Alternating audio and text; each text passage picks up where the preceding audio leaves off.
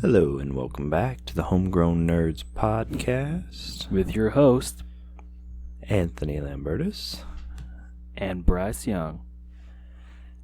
We're here today to regale you with tales of childhood. And by childhood, we mean nostalgia. This is true. Well, my childhood was spent growing up with Nintendo. Yours was spent on a variety of things.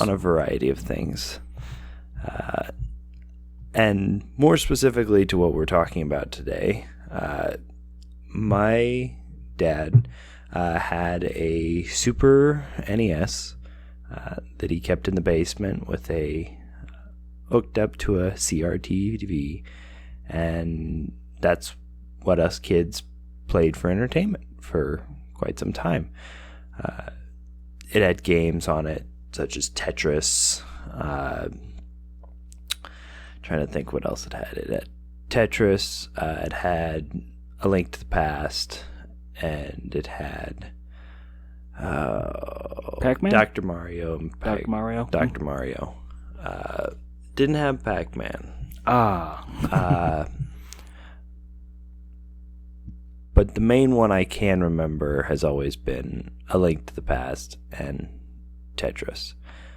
Super Mario World, that's the other one. I knew there was at least one more. See, I never had that privilege as a kid. I started out with computer and went on to other things after that. Yep. For us, my dad just had it. Otherwise, we basically had the computer. That was the Super NES was the only gaming system we had for a long time until we got the Wii. And we went nuts with the Wii.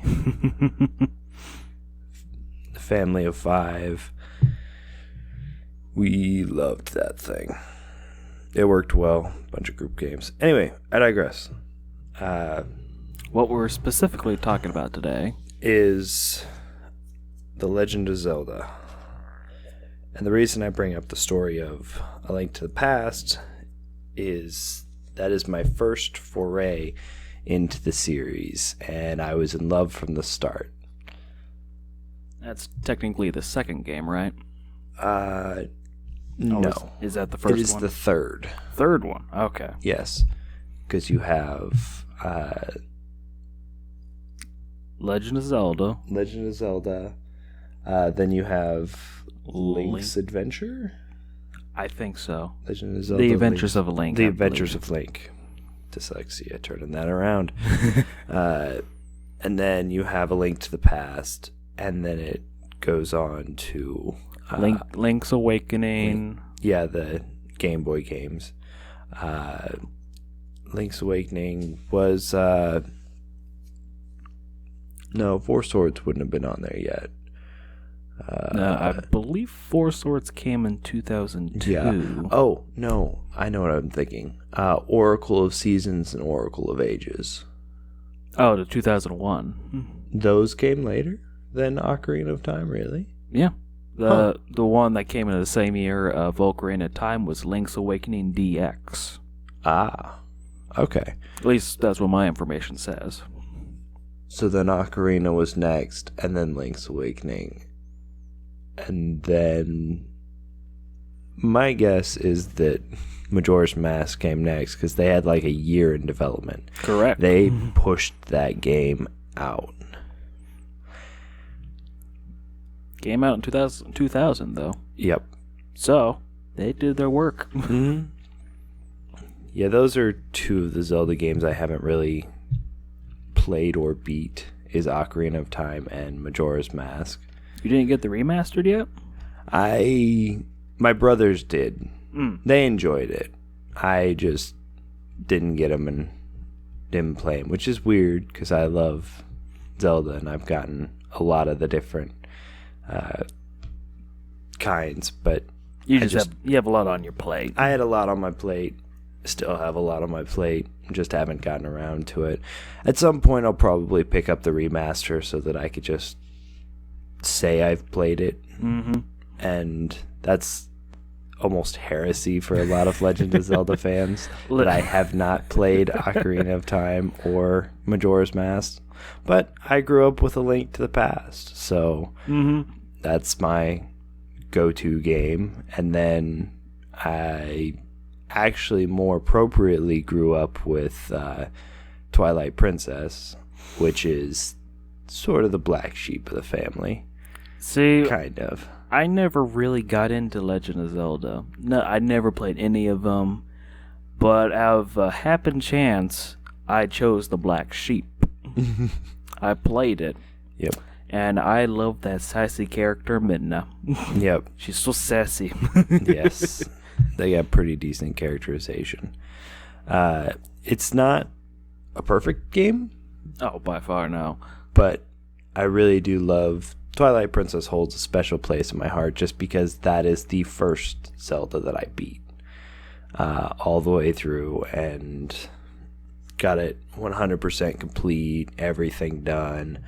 Okay, I did use a guide. I did use a guide because some of those heart pieces are hard to find deep in the tunnels, and it's a long foray through some of the stuff. See, I'm not much of a collect-a-thon kind of guy, so I will say I don't have it 100% completed. Yeah, that's a personal choice. Yeah. I just like to see everything done.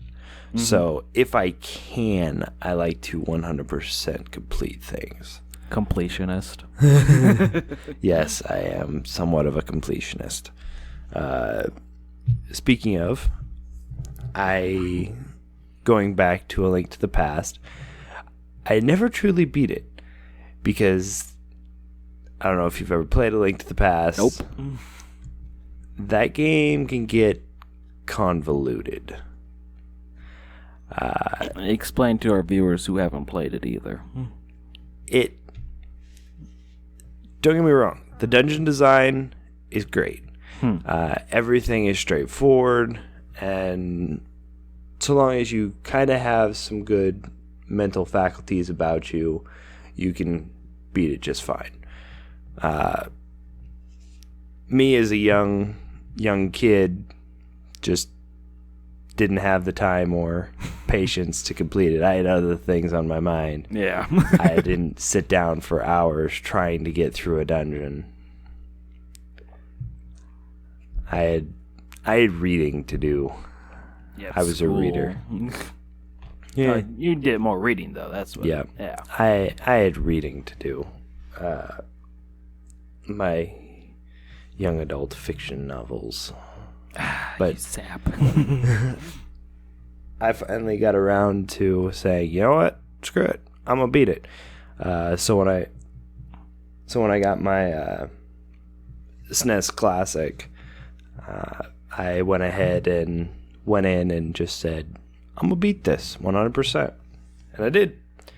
I got through it all okay. A few of the heart pieces and items I had to look up and figure out where they were because some of them are really well hidden, or figure out which ones I forgot, because just recently I did it again. I went through and completed it. It's not a long game. If you know what you're doing, it doesn't take long to beat. It doesn't take long to beat, and if you know what you're doing, it also doesn't take long to 100% complete. I did it in almost one sitting. Kind of had to... I probably would have been able to do it if I just stuck with if I started earlier in the night and gone my full 10 to 12 hour run. 10 to 12 hour? I don't remember how long it actually took me, because I started like 6 to 10, so maybe 4 hours there. And then the latter half of the game is a lot longer and a lot harder. Ooh. So I think that took me probably another 4 hours, actually. wasn't too bad. But it's a blast. It is a blast to 100% complete. Pretty simple, straightforward.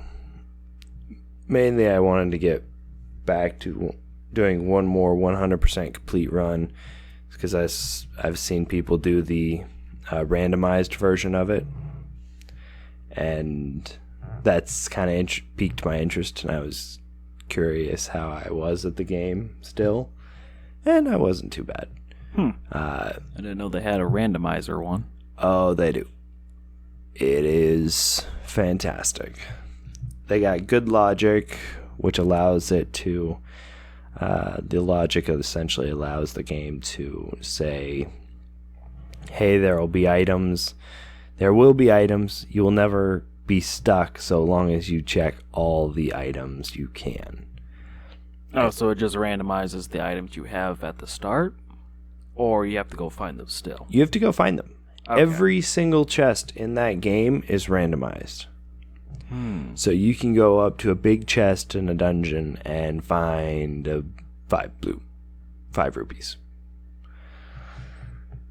I feel like they did that with the most recent Winwaker, didn't they? They put like a mod on there that was similar to that. They might have. I'm not sure. I'm not sure if they've done Winwaker. I know they've done Ocarina of Time. And for sure they've done A Link to the Past and Super Metroid, and then they did A Link to the Past and Super Metroid Linked version. Okay. Okay, side tangent here because this is great. Oh, boy. So, what they did is they took both games, and then they took 4 spots where the exits were... 4 spots where the exits were just to empty rooms. Okay. Mostly like in The Legend of Zelda or A Link to the Past, they had the fortune tellers were some of the more popular ones because it's just a room where you can go in and get the fortune told on where you're supposed to go next.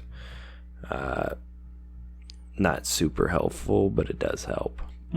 Anyway, and then they made it so that as soon as you entered one, it would bring you out in Super Metroid. So you were Samus in Super Metroid in a specific area. How does this work? I have no idea how it works. It then randomized the items with logic, so it's not unbeatable. It's never unbeatable. But you have to be pretty good at the game. Anyway. But that'd be a good prank, though. Just, hey, you want to play Link to the Past? And be like, oh, sure. All of a sudden, go into Samus area. It's like, oh. Or, yeah, it actually starts out in Super Metroid, and then you can foray into A Link to the Past. Ah, okay. But you find items from both games in both games. So you find you can find the lamp in Super Metroid. You can find whatever you need in Super Metroid, but you can also find Super Metroid stuff in A Link to the Past. So I'm just imagining, like, Samus is just going through all the rooms, fighting who knows what. I can't remember what she fights against in those games. Kraid, Phantoon, Ridley, and okay. There's one more I can't remember. Okay, the space pirates, basically. Yeah. Okay, she's facing off against all these space pirates. She needs a new weapon. She sees a random chest. She's like, okay, maybe that's something I could throw at it. Takes it, opens it, lamp. What am I doing with this? Yes. What do I do with this? Then turning around and going, hey kid, you need this? Yes. No, he doesn't even say anything. He just, Yeah. Then goes ahead and picks it up and heads back into his place and brings her back like some boots and weapon upgrades. I would love to see a live action of that. That would be pretty great. Like, just a short film. If anybody has the talent to do it, I challenge them to do that, because that would be hilarious. Yep. The hardest part about that is that Go mode for Super Metroid is a lot easier to get than Go mode for A Link to the Past. Oh, gosh. Because, for one, I don't know if they randomized the dungeons. They might have kept the dungeons the same in the A Link to the Past. Normally in A Link to the Past, it'll randomize the dungeons too, so that the crystals themselves are in dungeons that are not normally where the crystals are at. Okay. Have you ever played A Link to the Past? What does his face tell you? No. Thank you. So, basically, you get 3 pendants. Okay. Well, let's start at the very beginning. You foray into Hyrule Castle. You meet your uncle. He gives you a sword and a shield. Okay. And then you make your way down to the basement and save Princess Zelda. You take her out through the escape route and get her out of the castle into the sanctuary. And she tells you to go find the elders, or the elder at the sanctuary tells you to go find the elders. You go find Sarhasrala. It's a weird name. Look it up and try and pronounce it. I dare you. And that basically sends you over to the first dungeon, where you get the green pendant. Okay. Then you work your way over to the desert, where you get the blue pendant. And you work your way up to Death Mountain, where you get the red pendant. And then with the 3 pendants, you can then pull the Master Sword from the pedestal. And I'm assuming those pendants were kind of a Triforce kind of thing? Or is that just its own thing? That's just its own thing. Okay. They definitely kind of represent courage, wisdom, and power. Okay. Green being courage, blue being wisdom, and red being power. But not quite. The Triforce is really just, at this point, it's a separate entity that doesn't quite have the courage, wisdom, power that people recognize it as. Okay. But it is, you're then told that Zelda has been kidnapped. Classic trope. You're contacted telepathically and told that soldiers came in and took Princess Zelda to Hyrule Castle. You go back to Hyrule Castle. The evil wizard Aghanim, he sends her, he seals her up and sends her to the Dark World. And then you fight him.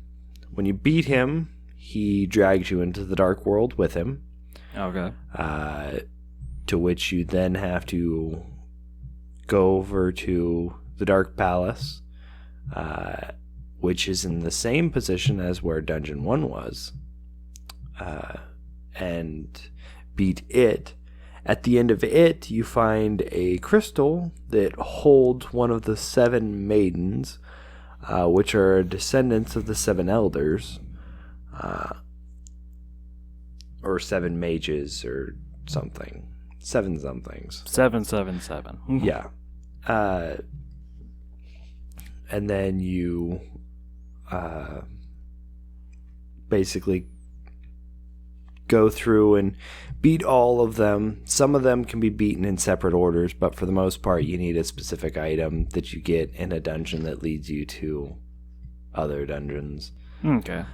Classic dungeon crawling. Yes. Okay. Classic, very linear, one to the next to the next. There's For sure, I know at least one spot where you can beat 2 different dungeons. It says Dungeon 3 and Dungeon 4, but I normally beat Dungeon 4 first and then go to Dungeon 3. Okay. Just a personal preference. Nothing too major with it. But anyway, so those crystals, the 7 crystals, are randomized throughout the temples, including, or the palaces? I don't know. We'll call them palaces for now.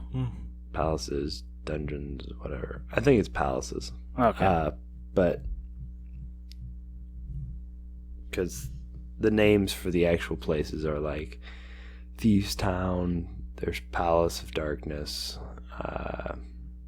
or the Dark Palace, the Hyrule Castle, Ganon's Tower. So they don't really have any specific names. We can call them palaces, dungeons, whatever we want.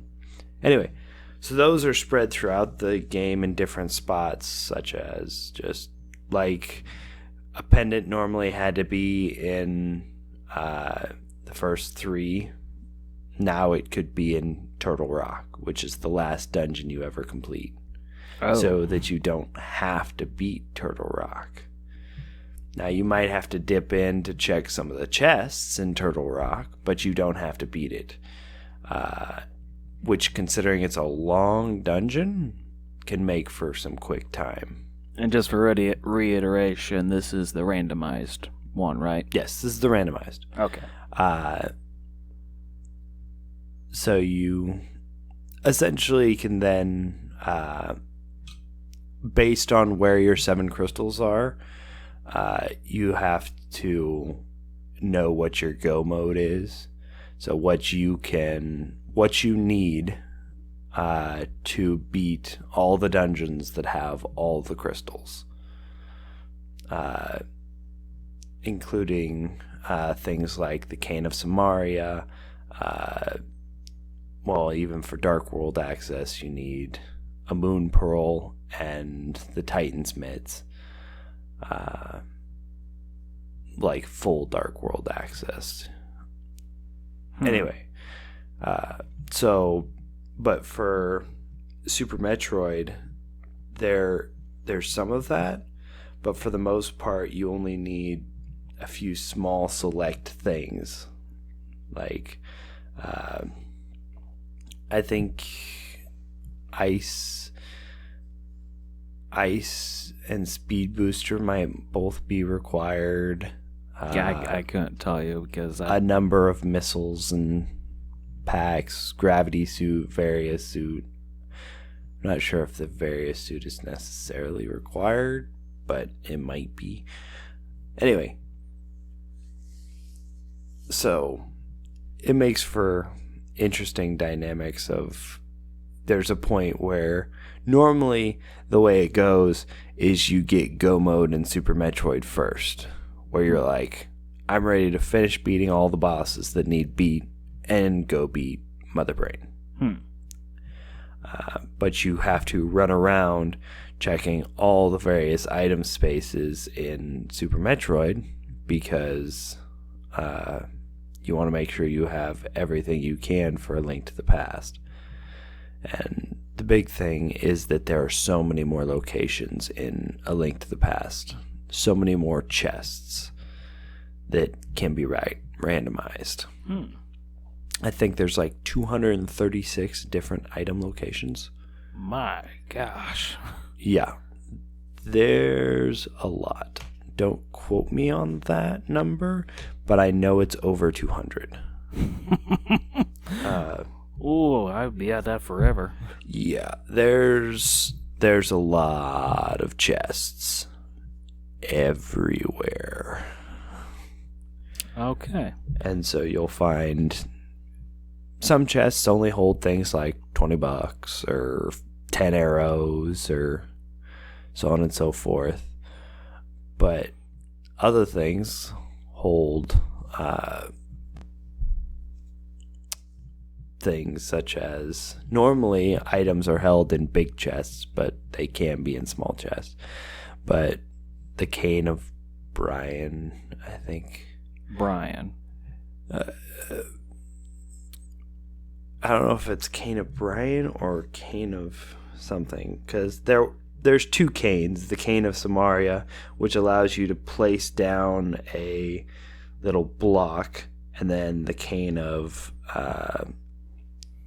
like I said, look it up, cane of Burna. That's what it is. Burna? Why I thought Brian was because my dyslexic mind took the letters BYRNA and switched them into Brian. Hey Brian, what you doing? Oh, nothing, just fighting off the evil forces and all that. Naturally. Anyway, so that's a good time. I suggest watching some people run that. Yeah, because I ain't playing that because I will have no time. Yeah, there's even crazier randomizers where there's one I saw a dude run called a Nightmare Randomizer, where it's key sanity, which means that the keys are not found inside the dungeons. Or actually, the keys don't have to be found inside the dungeons. Oh. So a normal randomizer, the keys have to be found inside the dungeons still, because you have dungeon keys and dungeon items like the map and the compass are all found inside the palace themselves. Sorry. Yawning up the storm over here. Yes. Anyway, so all those are found in the palaces or dungeons normally.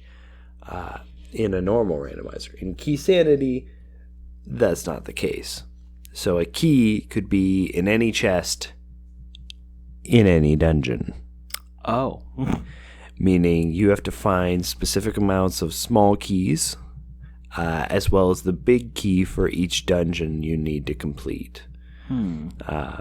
Or even just find big keys for some dungeons you don't need to complete, because you need to get small keys from them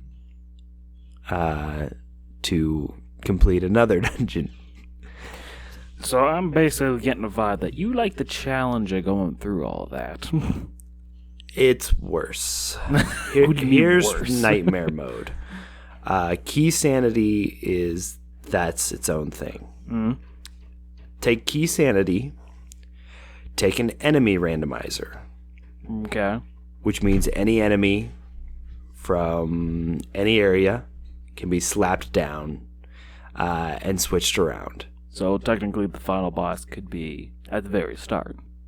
Or is the final boss set in stone? No, the final boss I think is set in stone. Okay. For the most part. Aghanim and the final boss, Ganon, are all set in stone. Okay. But any other boss?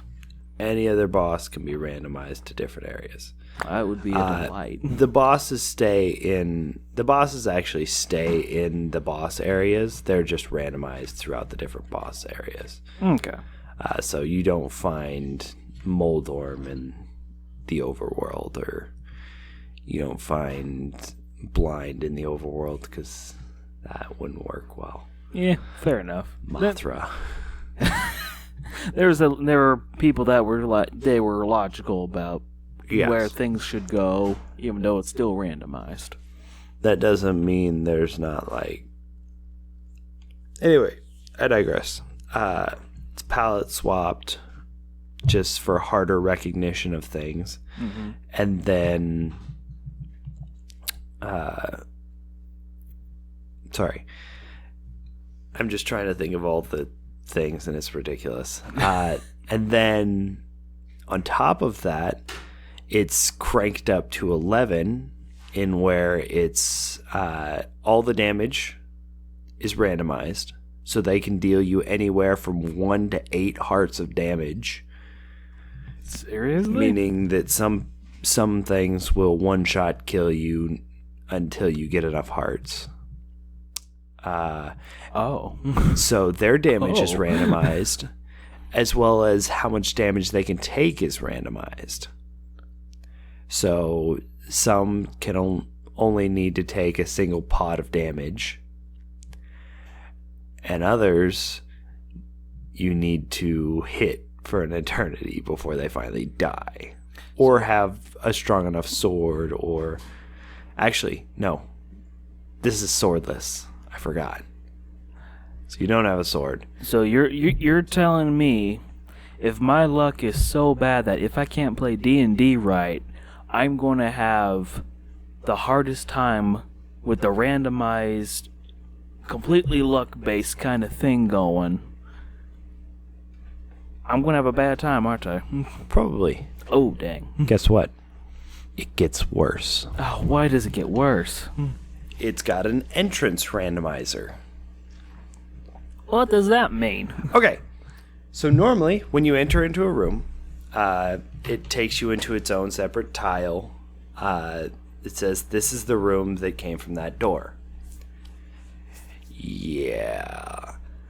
That door can take you anywhere. Can it take me to the final boss? The final boss, Ganon, is a drop-down. So any conceivable drop-down can take you to Ganon's area. Now, you can't beat Ganon because you have to beat Aghanim first. Okay. Conceivably speaking, yes, you can find Ganon's area right off the bat. Well, excuse my French, but holy tickle pickle. It gets worse.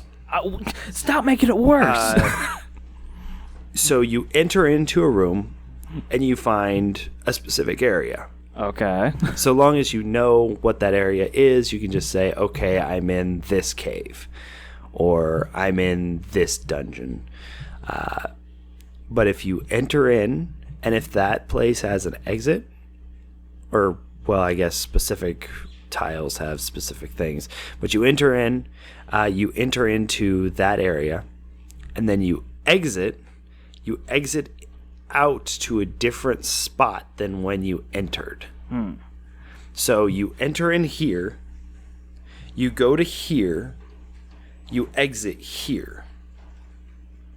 For those of you who can't see what my fingers are doing, you enter in point 1, you go to point 2, and you exit at point 3. Instead of exiting at a point 1. Yes. And then you enter in point 3, and you enter into point 4. And you exit point 4, and you go to point 5. Oh. So there are chains that you have to follow that will lead you to dungeons or specific areas that you need or other things. So you're telling me I'd have to know the area inside and out, understand where I'm at, and the possibilities of where I could go. Yep. How in the world do people do this?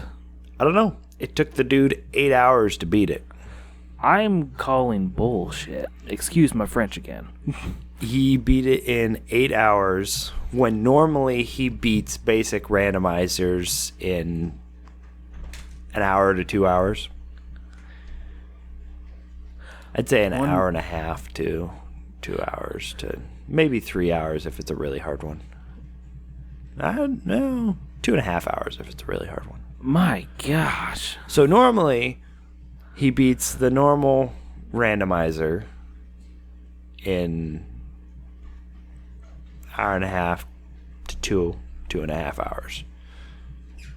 I can make a chicken noodle soup sandwich out of that. Holy mackerel.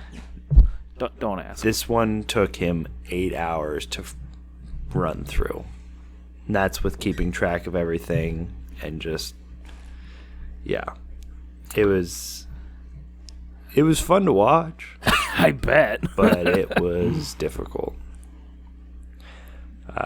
So that's the randomizer. It can get worse from there. I can already tell by your face. Yeah. Yeah, but let's bring it back. Let's bring it back to the original Legend of Zelda. Mm-hmm. That one is hard as balls. Mostly just in that it's hard to find everything. It's a lot less linear, and some people absolutely love that. Mm-hmm. But it's so less linear that it takes a while because you have to check every spot, do everything. Have every crevice dust polished. Yeah. It can get tedious then. Yeah. Okay. I honestly can't remember if I've beaten that or not. If I've beaten the first one. Let's go with yes, just to keep yourself happy. Sure. I'll probably try and beat it again. Anyway. So it's that one. The second one, which is a little strange. The second one, if I was saying Twilight Princess was the black sheep, the second one is really the most controversial because they changed up the formula. It's sort of an RPG style where you have a top-down view, which was the normal view of the time, and then when you go into palaces or go into areas, you switch to a side view. Or when there's random enemy encounters, you go into a side view, and then you play it almost Mario style, where you go from side to side on the screen, poking people with your little sword. See, that seems okay by me, just because I've never really... It's just a different format. Yeah. Some people like it. Some people don't. Some people don't. But as I said, it's definitely the more controversial of the games because some people absolutely hate it. And this was Link's Awakening, or which one was this? No, this one was Link's Adventure, or Adventures of Link. The Adventure of Link. Okay. Yeah, The Adventure of Link. Yeah, that. Yeah, then they switched back kind of to the original one with a bit more storytelling from 2. So that's how Link to the Past came to about. Oh. Then you got Ocarina of Time going into the 3D Zelda game, taking what they had learned from A Link to the Past and transposing it into a 3D space, and then doing cool things with the 3D space, not just taking like a Link to the Past style of dungeon design. They innovated, they pushed for better dungeon design in which they could build big 3D puzzles to where you had to keep an idea in your mind of what the dungeon looked like as a whole. Specifically, I guess the water temple is the big one that people talk about. The infamous water temple. Yeah. I never experienced it until Twilight Princess. Yeah. Which wasn't as bad, I think. No. Yeah. I just got lost in there so many times, but this is Ocarina of Time. Both have the same concept of you gotta think as a whole. You gotta think of the dungeon as a whole, where running water will go from one end of the dungeon in Twilight Princess. The same will happen in Ocarina of Time. Okay, that's fair enough. Majora's Mask kind of threw a weird spin on everything with a 3-day mechanic and only having 4 technical dungeons. Partly due to the fact that they had such a short time. They only had time to do 4 dungeons, but they did a pretty fantastic job for only having a year. Honestly, I think that is the most impressive one, in my opinion, because there's a lot of games anymore that can't really do much in a year, especially back then. Yeah, it was really impressive of a game. Link's Awakening, kind of a fun little weird sort of game. Mm. It's all about dreamland, and I don't know. I don't know much about the portable ones, like Link's Awakening and Four Swords and Oracle of Ages and Oracle of Seasons. Yeah, maybe they might have another remaster or something they could put on their Nintendo. The Switch. Yeah, I might have to go back and beat those, just because. Just to say that I've beaten them. That's kind of what I've taken to doing nowadays, is going and beating games just to say that I've beat them, instead of just playing them. I mean, that's a reasonable goal. Yeah. Yeah. But anyway. After Majora's Mask, because Link's Awakening was... Wow, excuse me. Oh, gosh. Because Link's Awakening was technically before Ocarina of Time and before Majora's Mask. Yeah. After Majora's was Oracle of Seasons and Oracle of Ages. Yeah. Another one of those portable games where you actually... to play the full games, you had to get both games. Really? Yes. Because there's a code at the end of each game that you can then use on its partner game. And then I think at the end of that, I don't know. Either way is that you beat one and then you can go in and beat the other one in sort of a tandem sort of play. A little weird at the time, I'd imagine. Yes. Now, I don't know if you really keep all of your equipment between the two games when you start out a new game. I don't think you do. Yeah, but I don't think so. The same works vice versa.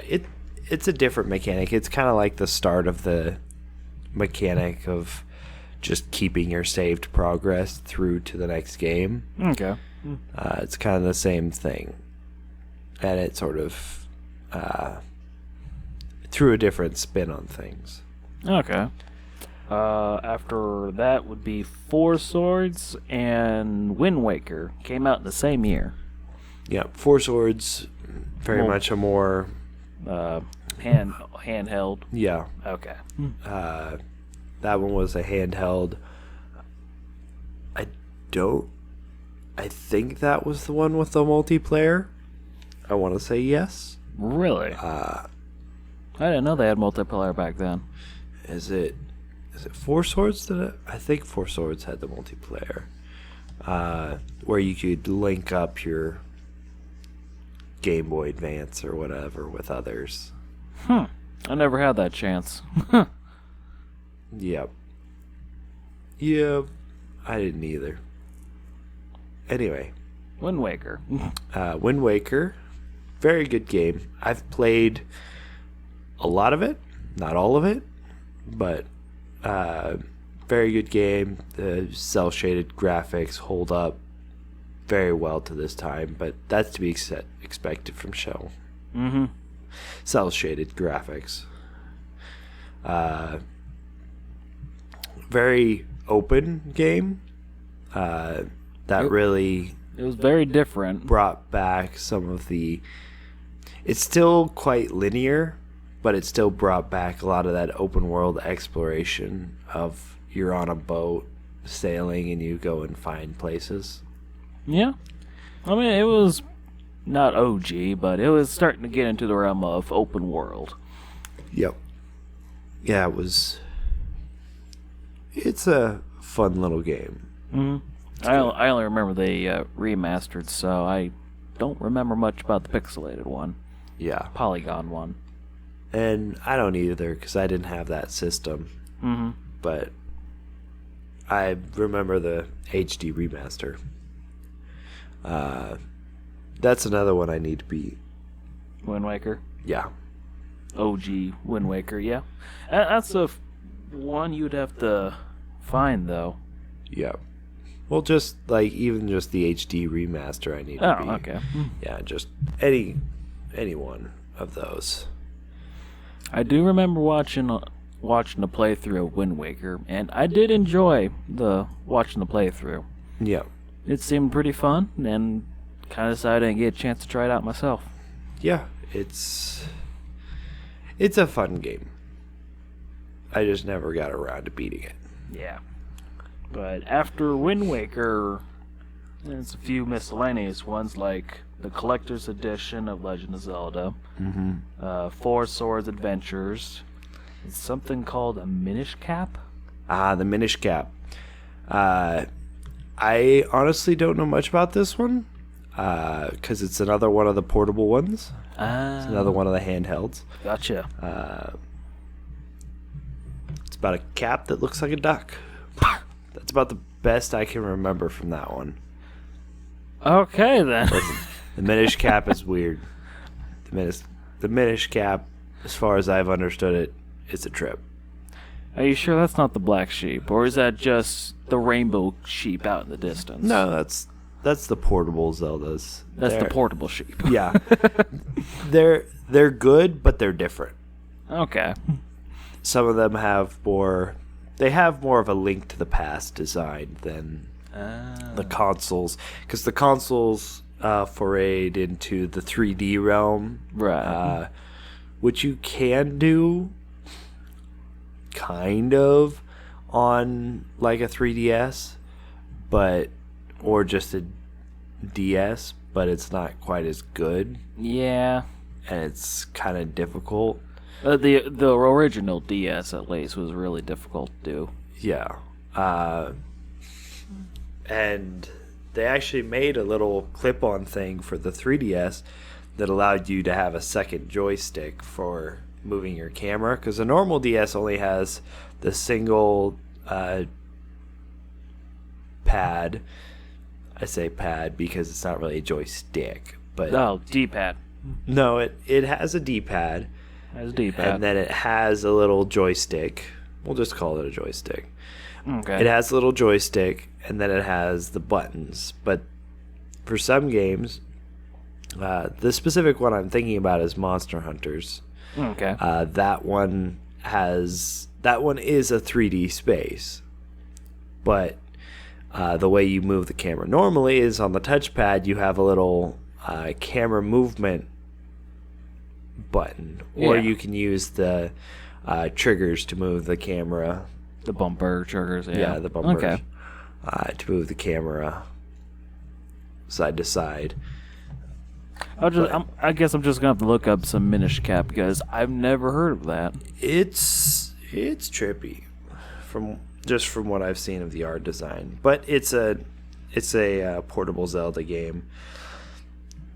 By the way, that's not me ragging on the portable Zelda games. Just blasphemy. they're just more a Link to the Past style of gameplay, which is good. I like a Link to the Past a lot, but that is kind of what they are. Which isn't bad. It keeps back to the old nostalgia of people who played Link to the Past. Yeah. Link to the Past. Yes. Yeah, that sounds better. But after that debacle of all that shenanigans, we finally come up to Twilight Princess, about 2006. Yep, where they kind of tried to take a surprisingly more linear turn. They took a more linear turn with an attempt for a little bit of more darker storytelling, which is weird because instead of making a more adult game with a darker story, they really just made a darker story for kids. A darker tone. A darker tone. Yeah. But not necessarily a dark story. A more serious tone than most of the games. Yeah. With a little bit more story driven than some of the more exploration based. So if out of all the games, Twilight Princess at that time would probably be the game to get started in. Wouldn't you say? Yeah. It's easy, it's simple, and even if to me personally, as a kid, it was one of those games that you could really get in and play. The Wii motion controls are different, but if you get used to them, they're not quite as wonky as Skyward Sword. Yeah. But they're pretty decent. Basically, just swing the Wii remote, you'll be fine. Oh, yeah. But honestly, with the way the designs were made, too, for it, it really did put Legend of Zelda on a different level, wouldn't you say? Yeah. Because a lot of the original ones were really simplistic, they were cartoony, and then I can't remember what the other games looked like, besides Majora's Mask. Yeah.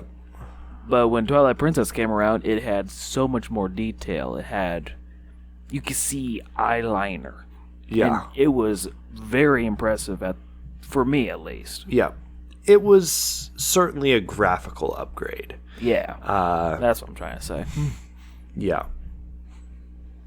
As far as gameplay and other things, I would think even without playing them, I think people would prefer like Ocarina or Majora's Mask. Probably. Since they're being remastered too, it makes a lot of sense. With both of those being remastered, it might not be a bad idea to jump into like Ocarina of Time if you're older. Mm-hmm.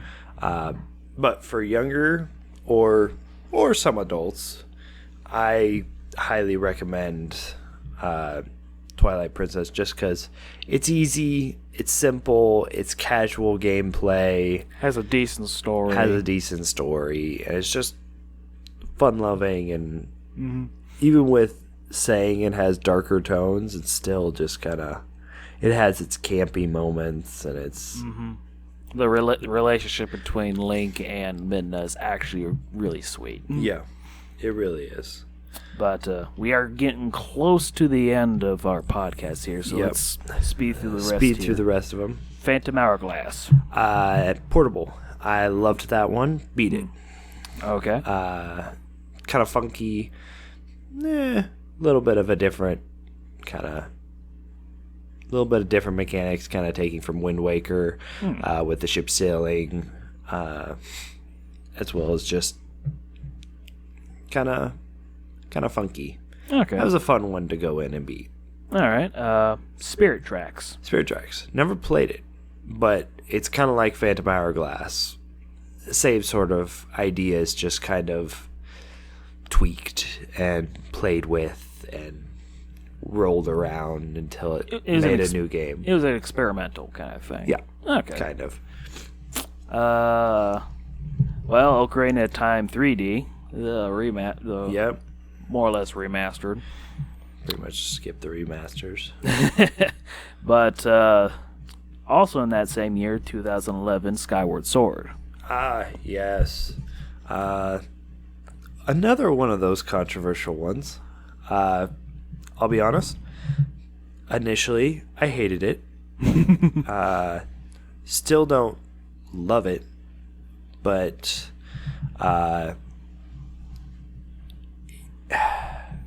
in my experience, I saw a lot of advertisements for it.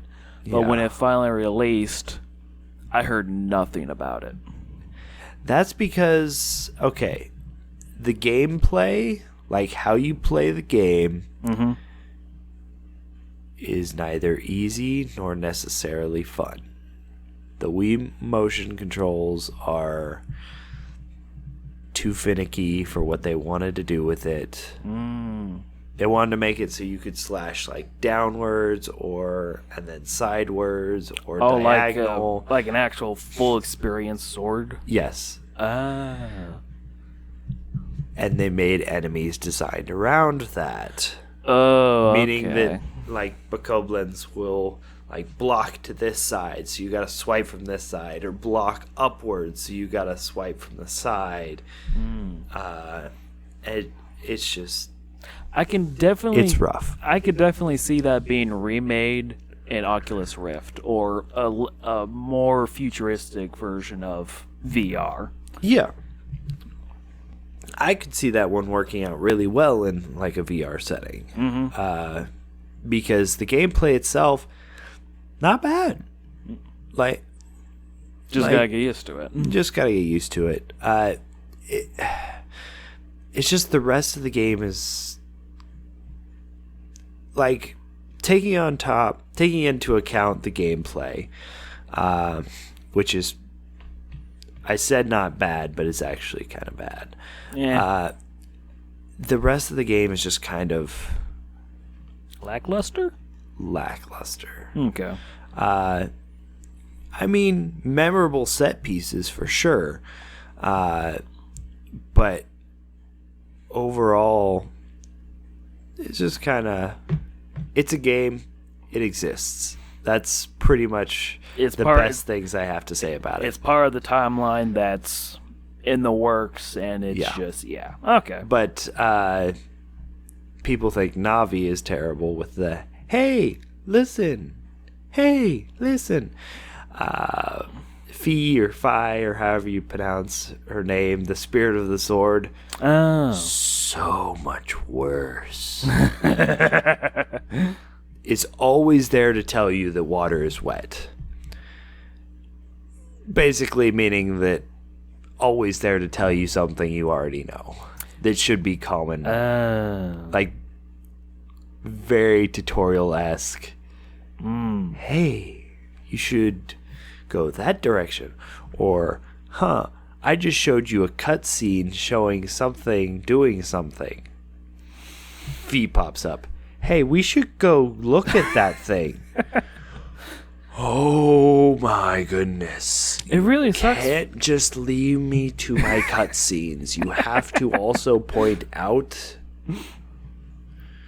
Dear goodness. It really sucks because I really like her design. Yeah, it's a cool design. But holy crap.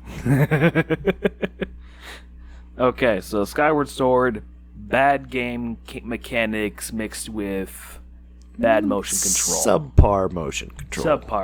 Motion control. Yeah. Okay. Well, now we're getting into the meat part because Winwaker HD Remastered, loving it. Link Between Worlds. That was sort of a kind of play on A Link to the Past. It was pulled from... It's another one of the portable ones. Okay. So it had the Link to the Past style gameplay, but it pulled completely from A Link to the Past in that it's the same map. Pretty close to the same map, I should say. Not like completely the same map. With different mechanics added in to where you can become a painting on a wall and it's that one. Okay. Yeah. Very fun. I beat that one too. That one was good. Okay. Kind of a... It's the same kind of as A Link to the Past, but a little bit simpler, a little bit easier. Love for the smaller hands. Yeah. Okay. Yeah. Well, next, surprisingly, we don't have any 2014, but Majora's Mask Remastered, amazing. Yep. No doubt. Triforce Heroes. That was... Wasn't that the multiplayer one where you stacked on top of other links? No. What? That was a different one, wasn't it? I gotta look up Triforce Heroes to see if I can jog my memory here. All right, well, while you're doing that, Twilight Princess Remastered 2016. Got it. Loved it. Yeah. But we got the big one. Oh, that is the 3. That was the 3? Okay. Yeah, that was the triple where you get to... That looked very charming, though, Yeah. The advertisement. It was very charming. It was very quirky. But it seemed like a good time. Mm-hmm. But it was online cooperative play. Anyway. Yeah. Sorry. But now we get to the bacon. The Big Daddy. The Ojaluncha. Oh, God, that was a terrible one. I can't think of any other words. Breath of the Wild. Love that game. Absolutely love that game. As far as getting back to brass tacks and creating an open world, spot on. Would you say it's better than Skyrim? Never really played Skyrim. so can't really tell you that. I guess we'll have to do a playthrough then. We might. Maybe. Once again, I like to 100% complete games. I've avoided Skyrim for a specific reason, and that it's very hard.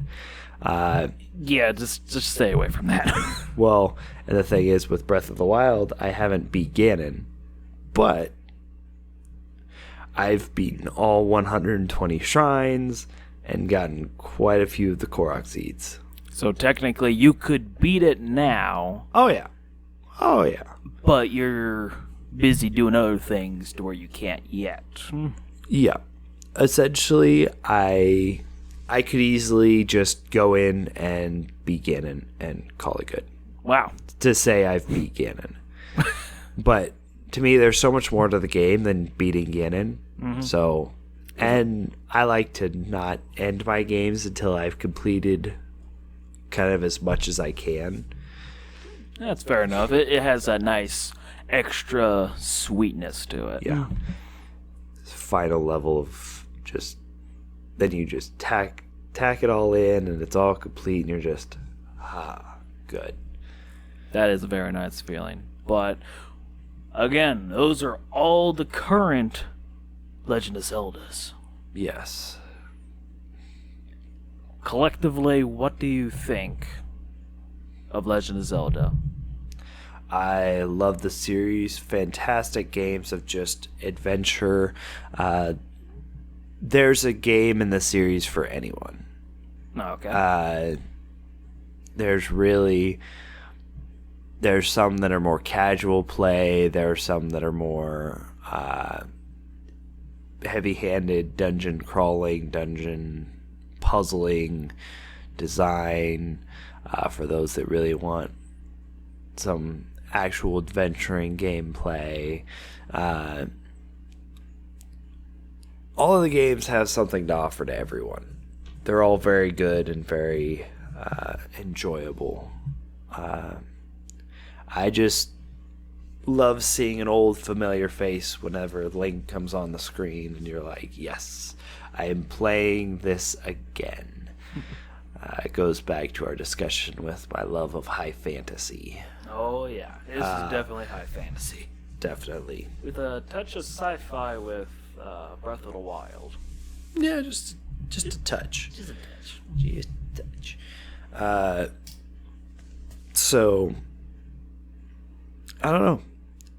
It's just a lot of people at least have heard about it, if not actually played a game. I haven't heard of anybody not hearing about it. Yeah. It's a household name, a very commonplace thing. And to me, it was a part of my childhood. Mm-hmm. And I love it near and dear to my heart. I understand, like, Twilight Princess's flaws, but I will also defend it till the day I die. Oh. Dryer. That scared me. I will defend it till the day I die because it's one of my favorites. Mm.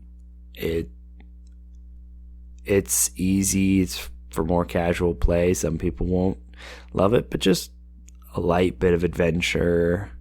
As a kid, it was perfect because it was simple enough that I could enjoy it, but also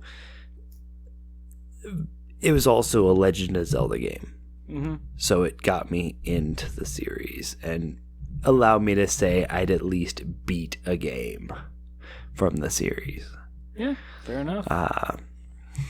Anyway, any final thoughts from you? I hopefully plan on to play some more Legend of Zelda. Specifically the big ones like Ocarina of Time, Winwaker, Majora's Mask. Whenever I get the chance. But if I have to say anything about the series is the fan base is amazing. Oh yeah. The fans have done tremendous amounts of goodwill and so many good artworks out there. it's unreal. Mhm. I don't think I've ever seen one that's more, not friendly, but there's another word for it. Homey. Yeah, more homey Yeah. and devoted. I haven't seen very many. Oh gosh, I'm running out of words here. Any fan bases that are quite as unique as Zelda. Unique, yeah. Yeah, that would be that would be my final thoughts. All right. Well, with that, I think we're gonna go ahead and sign off. Thanks for joining us. Yep, and have a wonderful evening, day, morning, whatever you're listening to. Bye. Bye.